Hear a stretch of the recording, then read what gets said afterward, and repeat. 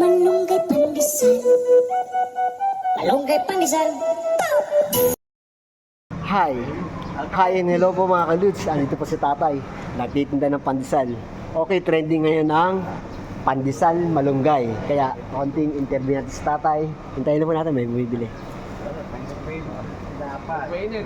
Hanggang mainit, ayun po. Titinda si tatay.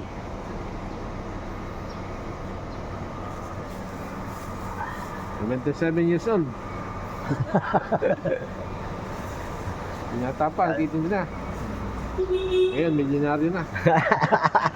Makabil na ng dalawang tigas.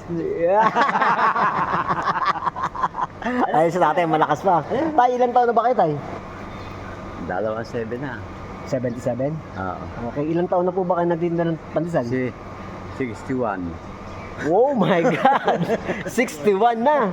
Okay, 61 years old. Ano, binata pa po ba kayo nun, tay?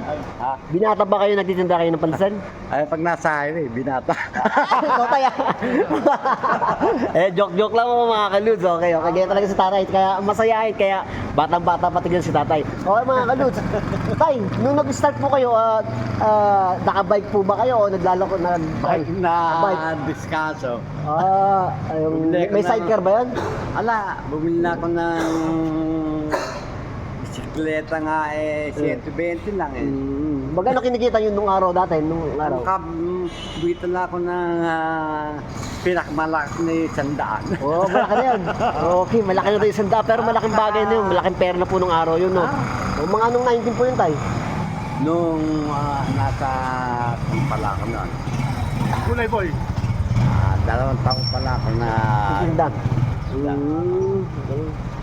Kaya, ang tinapay eh, ibili nga ng piso eh, 3 ganyan kalaki eh. Malaki talaga nung araw. Kukumpara ngayon, no? Magkano na ba ngayon yung tinapay ngayon?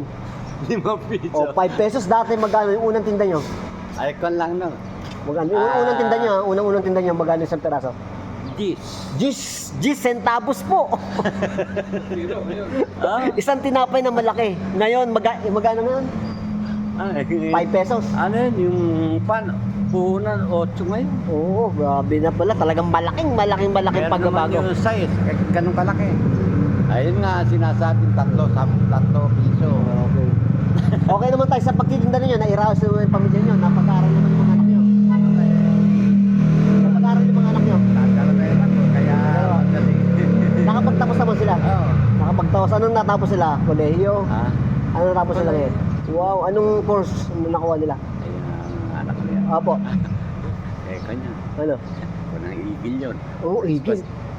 Yung asawa ay pulis pa. Pulis na. Bigatin pala. Bigatin. Ayan po si tatay. Man. Pero hanggang ngayon, talagang nag-ano pa rin siya. Itong bike na to, nabili po ninyo o kailan ba? Binili ng bunso ko yan. Binili ng bunso nyo. Wow, ayan o. Meron pa siyang pot-pot o. Ano ba yun? Paano ba yun? Yun. Yun o. Ayan. Pero ngayon tayo, magkano na kinikita nyo ngayon? Ay, hindi kami lakaw na pabili ng dalawang tiyo. Ayos na. Dalawang tuyo. Talagang libangan na lang po ninyo. Aamoy na yan. Basta yung isa na ikaw kano sa baga. Luto na isa pinirito mo. Yun, ayaw mo si tatay. Talagang ibang klase si tatay. Biriin nyo, almost 61 years po ba? 61 years na nagtitinda po ng pandesal. Ayun ang kinambubuhay nila, pinag-aral mga anak, pamilya, ito, may mga apo na. Ngayon, nagtitinda pa rin, na-update na. Okay, e-bike ang kanyang sasakyan. Nagtitigil ako na pagtinda. Oo, kaso madalas magkakapila ako. Pinitigil ka na ng mga anak mo. Pinitigil ka na po ng mga anak mo sa pagtitinda. Yun, kahit ako naman po yung anak nyo, talagang patitigil nyo. Kaso nga lang, hinahanap po ng katawan ninyo. Parang para bang balik ka, wala kang magawa.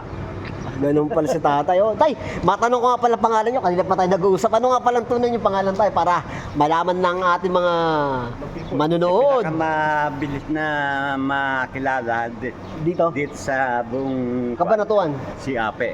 Si Ape. Pagka naman pangalan ko tuan, Cesar.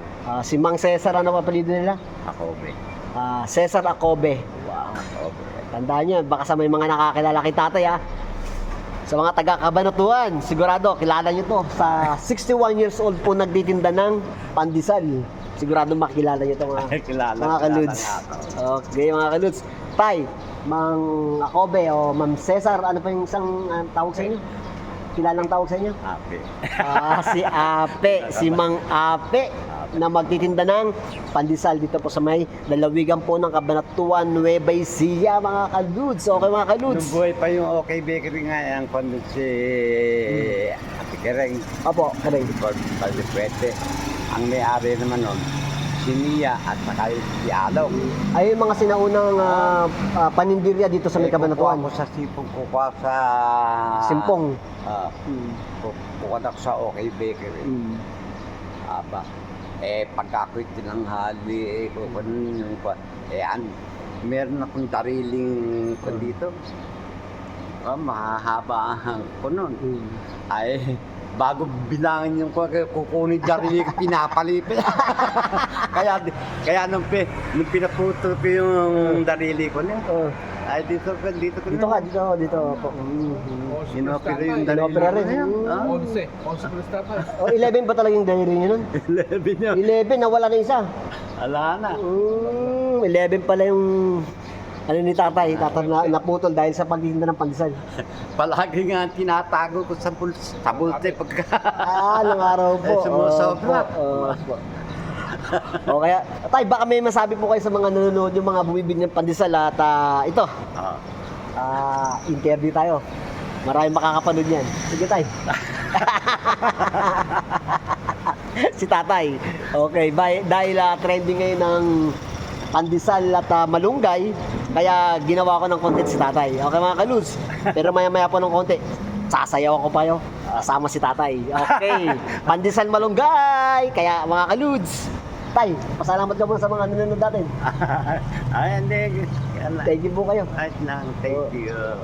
Okay, kaya pag nakita nyo si tatay bilihan nyo na maubos kagad ng kanyang hot pandesal. Kaya mga kaludes, thanks for watching. Parating sasabi ni Goods. Alas 5 din. Alas 5 na raw. Madaling araw na. Papakor sa kabila. Okay, thanks for watching and God bless po. Sa inyo Eric, lahat. kape. Copy pa ba? Oh, Okay, paalam po. Sa inyo lahat.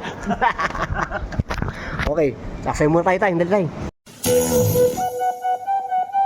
Malunggay pandesal. Malunggay pandesal. Malunggay